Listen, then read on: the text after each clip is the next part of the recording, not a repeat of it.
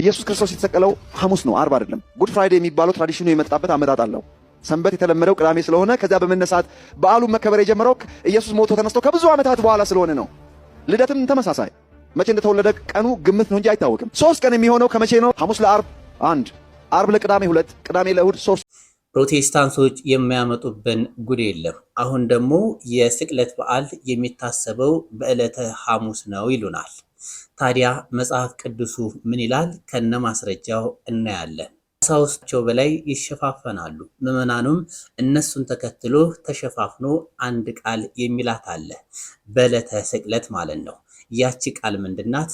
ትርጓሜውስ ምንድነው? በመምራችን እናያለን። ሰበር ዜናም ተሰምቷል። ዓለምን የሚያሳርፍ የስቅለት በዓልን አስመልክቶ ሩሲያና ዩክሬን የጦርነት ማቆም አዋጅ አውጀዋል። እሱንም እንመለከታለን። ጌታ በተሰቀለ ጊዜ መስቀል ላይ 7 ቃላት ተናግሯል። የመጀመሪያው ቃል ምንድነው? አባት ሆይ የሚያደርጉትን አያውቁምና ይቅር በላቸው።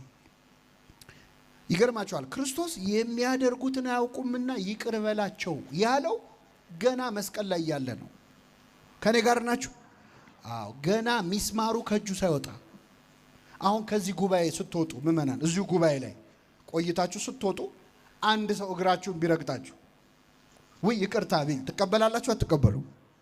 ትቀበላላችሁ። ግን እግራችሁን ረግጦ ጭፍልቅ አድርጎ እያሸ ይቅርታ ቢላችሁስ ትቀበላላችሁ? መጀመሪያ እግርን ከእግሬ ላይ ምን በል አንሳ። ክርስቶስ እኮ ሚስማሩ ከእጁ አልወጣም። ገና እኮ የሾህ አክሊሉ ልቡ ድረስ ይሰማዋል። እያመመው ነው። የሚያደርጉትን አያውቁምና እኛ እኮ ይቅርታ ካረግን እንኳን ካለፈ በኋላ ነው። የዛሬ እነዚህንና የመሳሰሉትን ቪዲዮዎች እየቀርብ ያለው። ሰላም በዓለም ዙሪያ የምትገኙ ውድ ኦርቶዶክሳውያን እንኳን ለስቅለት በዓል አደረሰን አደረሳችሁ። ይህን ቪዲዮ እየተመለከታችሁ ከሆነ ላይክ፣ ሰብስክራይብ እንዲሁም ለምትወዷቸው ኦርቶዶክሳውያን ሼር ማድረጋችሁ እንዳዘነጉ። ቀጥታ ወደ ቪዲዮቹ እንሄዳለን። በቅድሚያ ወደ ሰበር ዜናው እንሄዳለን። እጅግ ደስ የሚልና የዓለም ሕዝብ ለ2 ቀናትም ቢሆን የጦርነት ድምፅ የማይሰማበት አዋጅ ታውጇል። ሩሲያና ዩክሬን የስቅለት በዓልን አስመልክተው ጦርነት የማቆም አዋጅ አውጀዋል። አስደሳች ዜና ነው። ሰበር የተባለ መረጃ በዚህ ሰዓት ተሰምቷል።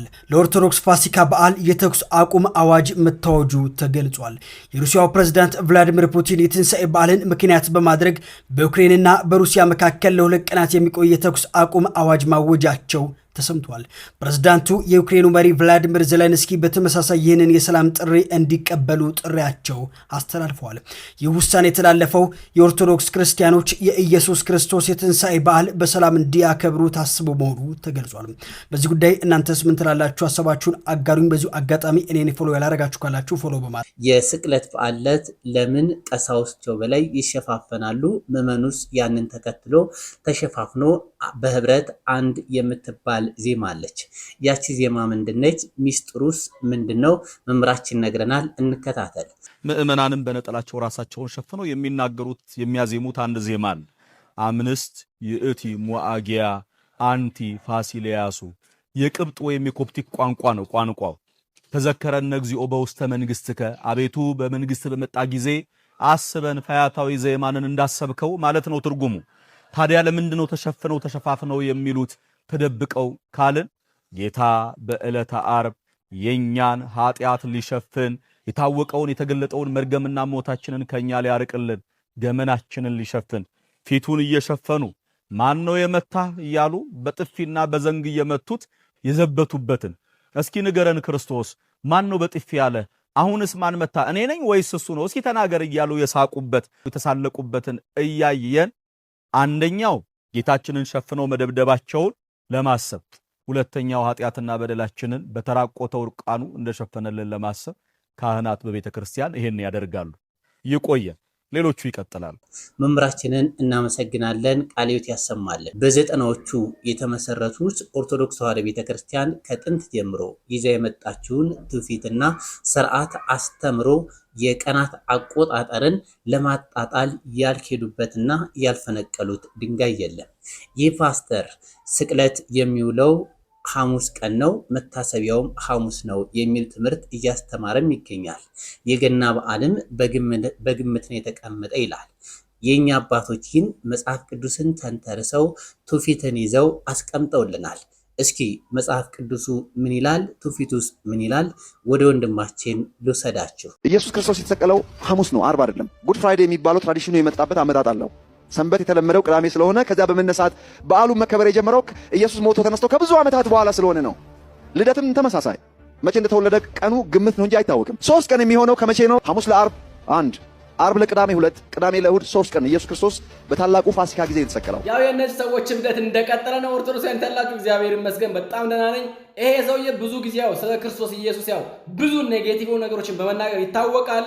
አሁን ደግሞ እንደሰማችሁት ኢየሱስ ክርስቶስ የተሰቀለው በዕለተ ሐሙስ እንጂ አርብ አይደለም ብሏል። እኛ ደግሞ መጽሐፍ ቅዱሳዊ ማስረጃ አምጥተን እንሞግታለን፣ ሐሰተኝነቱን እናጋልጣለን ማለት ነው። ከዛ ቤት እናንተ እንደተለመደው አካውንቱን ፎሎ፣ ቪዲዮውን ደግሞ ጋብታችሁ ሼር፣ ኮፒ ሊንክ፣ ሪፖስት፣ ዱዝ ላይክ ፈርጥንታው በእግዚአብሔር ስም ጠየቅኳችሁ። 3 ሰከንድ ስታችሁ እንደተለመደው አመሰግናለሁ። አሁን ሙቀታ የሚለው መጽሐፍ ቅዱሳዊ ማስረጃ በማየት እንቀጥላለን ማለት ነው። እንደተናገረውም ጉድ ፍራይዴይ ምናምን የሚለው እሱ ውስጥ ነው አልገባም። ነገር ግን መጽሐፍ ቅዱስ እስኪ የሚናገረው ነገር አለ። ኢየሱስ ክርስቶስ አርብ ለመሰቀሉ ማስረጃ አለ፣ ቃል በቃል ማለት ነው። ዮሐንስ ወንጌል ምዕራፍ 19 ቁጥር 30 ላይ እንደዚህ ይላል፣ አይሁድም የማዘጋጀት ቀን ስለሆነ ያ ሰንበት ትልቅ ነበርና ስጋቸው በሰንበት በመስቀል ላይ እንዳይኖር ጭናቸውን ሰብረው እንዲያወርዷቸው ጲላጦስን ለመኑ ይላል። እነኚህ ኢየሱስ ክርስቶስ ጋር የተሰቀሉት 2 ወንበዴዎች አሉ። ስለዚህ ምን አደረጉ? ሄደው የኢየሱስ ክርስቶስን ስጋና ደግሞ እንዲሁም ደግሞ የ2 ወንበዴዎች ስጋ ለመኑ ይላል። ምክንያቱም በዕለተ ሰንበት ስጋቸው ተሰቅሎ እንዳይውል አለ።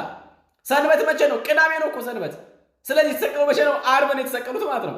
ኢየሱስ ክርስቶስ የተሰቀለው በዕለተ አርብ ነው እንጂ እሱ እንደሚናገረው ሐሙስ አይደለም። ይሄ እየተናገረ መጽሐፍ ቅዱስ የሚናገረው ምንድን ነው? እንዲሁም ደግሞ የሉቃስ ወንጌል ምዕራፍ 23 ቁጥር 54 ላይ እንደዚህ ይላል፣ የመዘጋጀትም ቀን ነበረና ሰንበትም ሊጀምር ነበር ይላል። ምን ሰንበት ሊጀምር ነበር? ስለዚህ ነገ ሰንበት ነበረ። ሰንበት ከሆነ ደግሞ ኢየሱስ ክርስቶስ የተሰቀለው በዕለተ አርብ እንጂ በዕለተ ሐሙስ እንዳይደለ መጽሐፍ ቅዱስ በደንብ አድርጎ ያስረዳል ማለት ነው። በሰንበት ቀን ስጋቸው ተሰቅሎ እንዳይውል ማለት ምን ማለት ነው? ሄደው ኒቆዲሞስና የአርማትያው ዮሴፍ ሄደው የክርስቶስን ስጋ እንደለመኑ ከጲላጦስ ዘንድ አይሁድን ፈርተው ሄደው እንደለመኑ ከዛም በኋላ እንደሰጣቸው እንደ ስርዓቱም ደግሞ ወስደው በመቃብር ቦታ በአዲስ መቃብር እንዳስቀመጡት ይናገራል። ይሄውም ደግሞ ሰንበት ነበረ በመነጋው ይላል። ቅዳሜ ሰንበት ስለሆነ አርብ ማታ ላይ ስጋው እንዳይውል ወይም ደግሞ 11 ሰዓት ከገባ ሰንበት ስለሚሆን ቀድመው ስጋውን ለመኑና ወስደው አኖሩት ነው የሚናገረው። ይሄ ነው የሚናገረው መጽሐፍ ቅዱስ። ይሄ የዞረበት ፓስተር ነው ዳስተር የሚባል ሰውዬ ግን መቶ ይቀባጥራል። ሐሙስ ነው ኢቭን የቆጠረበትና አቆጣጠር እንኳን ስንመለከተው 3 ቀን ይመጣል። እሱ እንደሚናገረው ደግሞ 72 ሰዓት አለ። እኛ የምንቆጥረው መጽሐፍ ቅዱሳዊ ሚስጥራዊ የሆነ አቆጣጠር አለው። እሱን እስኪ እንመልከት። እንደሚታወቀው በዕለተ አርብ ከ6 ሰዓት እስከ 9 ሰዓት ድረስ ጨለማ ነበር አይደል የነበረው። ስለዚህ ይሄ ጨለማ እንደ አንድ ሌሊት እንኳን ማየት የሚቻልበት አቆጣጠር አለ ማለት ነው። ከዛስ ደግሞ ምን ይሆናል? 9 ሰዓት ላይ ፀሐይ ወጣች። ከ9 ሰዓት እስከ 11 ሰዓት ያለው እንደ አንድ ቀን ይቆጠራል ማለት ነው። አንድ ቀን ይሆናል። ከዚያስ በኋላ ከ11 ሰዓት በኋላ ያለው ደግሞ ሌሊቱ እንዳለ ሙሉ ሌሊቱ አንድ ሌሊት ተደርጎ ይቆጠራል ማለት ነው። ስለዚህ አንደኛ ቀን ይሆናል ማለት ነው። አንድ ቀንና አንድ ሌሊት ይሆናል። ከዚያስ ደግሞ ቅዳሜ ወይም ደግሞ ሰንበት፣ ቀዳሚ ሰንበት ደግሞ አንድ ቀንና አንድ ሌሊት አለው። ይሄ ይሆናል ማለት ነው። አንድ ቀን ይሆናል፣ ሁለተኛ ቀን ይሆናል ማለት ነው። ከዚያስ ደግሞ እሁድ ደግሞ ወይም ደግሞ የዕለቱ የመጀመሪያው ቀን ደግሞ አንድ ሌሊትና አንድ ቀን ሆኖ ይቆጠራል ማለት ነው። ስለዚህ ኢየሱስ ክርስቶስ ዕለተ እሁድ ወይም ደግሞ በመጀመሪያው ቀን ሌሊት ላይ ከሞት ተነሳ ማለት ነው። ስንቆጥረው ከአርብ 9 ሰዓት እስከ እሁድ 9 ሰዓት ያለውን ሌሊት 9 ሰዓት ያለውን ስንቆጥረው 3 ቀን ይሆናል ማለት ነው። ስለዚህ 3 ቀን የሚቆጠረው እንደዚህ ነው እንጂ አቶ ዮሐንስ እንደሚናገረው ከሐሙስ ጀምሮ አይደለም የሚቆጠረው። ምክንያቱም መጽሐፍ ቅዱስ አይናገርማ። ዕለተ ሐሙስ አይደለም የሚለው። እነዚያማ ከሆነ አይሁድ የሚያከብሩት ወይም ደግሞ ፋሲካዎችን የሚያከብሩት ቅዳሜ የምንለው ሳይሆን አርብ ነበር እነሱ የሚያከብሩበት። የእነሱ ሰንበታቸው አርብ ነበረ ማለት ነው። ለምን? ሐሙስ ከተሰቀለ እንደነገ የሚሆነው ምንድነው? ሰንበት ነበረ። ምክንያቱም መጽሐፍ ቅዱስ በግልጽ የተናገረ ነገ ሰንበት ነበር እያለ አንተ ሐሙስ ነው ካልክ ሌላ ሚስ አንደርስታንዲንግ ውስጥ ገብተሃል ማለት ነው። ቀመሩ መንፈሳዊ እንጂ ስጋዊ ስሌት ስለማይፈልግ ማለት ነው። በዛ መንገድ እንረዳው። ኦርቶዶክሳውያን በድጋሜ እንኳን ለብርሃነ ስቅለቱ በሰላምና በጤና አደረሳችሁ።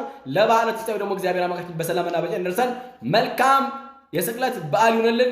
ሰላም ያላችሁበት ሰላም እግዚአብሔር ከሁላችን ጋር ይሁን። ወንድማችንን እናመሰግናለን።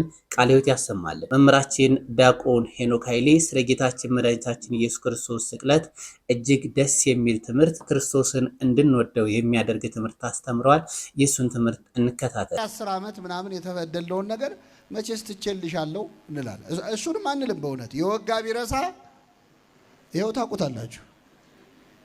ሲቆይ የረሳው ልጅ መሰለሽ እንዴ ነው የምንለው? ተወቅቶ የረሳው ማ ብቻ ነው? ክርስቶስ ገና ሚስማሩ ከእጁ ሳይወጣ የሚያደርጉትን ያውቁ። አሁን እዚህ መካከል ይህን ትምህርት የምትሰሙ ሰዎች ሰው ይቅርታ ማድረግ እንዳለበት ታምናላችሁ፣ እናምናለን። ግን የሆነ ይቅርታ ያላረግንለት ሰው የለም ወይ? የሆነች ይቅርታ ብሞት አላረግላትም የምትሏት ሴት የለችም ወይ? ሁላችንም ሕይወት ውስጥ ይቅርታ እንስማማለን። ግን ገሌ ከሆነ በሱ አትምጡብኝ እንላለን። እሷን ይቅር ብል ሞቼ እገኛለሁ እንላለን። እሱን ነው ይቅር በል ያለህ ክርስቶስ። እሱን ነው። ተመልከቱ፣ ክርስቶስ እዛው ነው ይቅርታ ያደረገው። የሚያደርጉትን አያውቁምና ይቅር በላቸው ሲል እዛው እያመመው ነው። አለፈ ብሎ አይደለም። ይቅርታ ያማል ወይ? አዎ ያማል። ይቅርታ ይከብዳል። ግን ይቅርታ አድርጉ። የይቅርታን ሕመም ከክርስቶስ በላይ የሚያውቀው የለም። በይቅርታ አይደል እንደ የተሰቃየው? ይቅርታ አይደል እንደ ያቆሰለው? ይቅር ብሎን አይደል እንደ ሞተው? የይቅርታን ኃይሉን መስቀል ላይ ያየነው። የሚያደርጉትን አያውቁምና ምን በላቸው ይቅር በል። አሁን ይቅርታ አድርጉ የምትባሉትን ሰዎች አንዳንድ ሰው ይቅር በል ሲል በፍጹም ይላል። እስቲ ልጠይቃችሁ ምእመናን፣ የበደሉን ሰዎች ምንም ያህል ቢበድሉን አይሁድ ክርስቶስ ላይ ያደረሱትን መከራ ያህል በድለውናል? አልበደሉንም። የክርስቶስ ያህል አልተሰቃየንም። አይ መቼስ አንዳንድ ሰው ክርክር ይወድ የለ። አረ የእሱ ይሻላል ይላል አንዳንድ ሰው። አረ የእሱ ይሻላል፣ የእኔ ይብሳል። እሺ ይባስ፣ ግድ የለም። ከክርስቶስ በላይ ሰዎች በድለው ይሆናል። አንተ እንደ ክርስቶስ ንጹህ ነው ወይ? አይደለም። እሱ እኮ ንጹህ ሆኖ ነው የተበደለው። ግን የሚያደርጉትን አያውቁምና ይህንን የይቅርታ ልብ ለሁላችን ያድለን። ለጠቅላላ እውቀት አይደለም የምነግራችሁ። ይህን የምትሰሙ ሰዎች ይቅር በሉ የበደሏችሁን ሰዎች ለራሳችሁ ስትሉ። ቂም መያዝ ማለት ምእመናን ሰው ለመጉዳት ብሎ መርዝ መጠጣት ማለት፣ ሰው ለማበሳጨት ብሎ መርዝ መጠጣት። የምትጎዳው ራስህ ነህ። ለምን ነፍስህን ታቆስላታለህ? እዛው መስቀል ላይ ይህንን ንግግር ተናገረ ጌታ። ይህን ሲናገር የቀኝ ወንበዴ ልቡ ተሰበረ።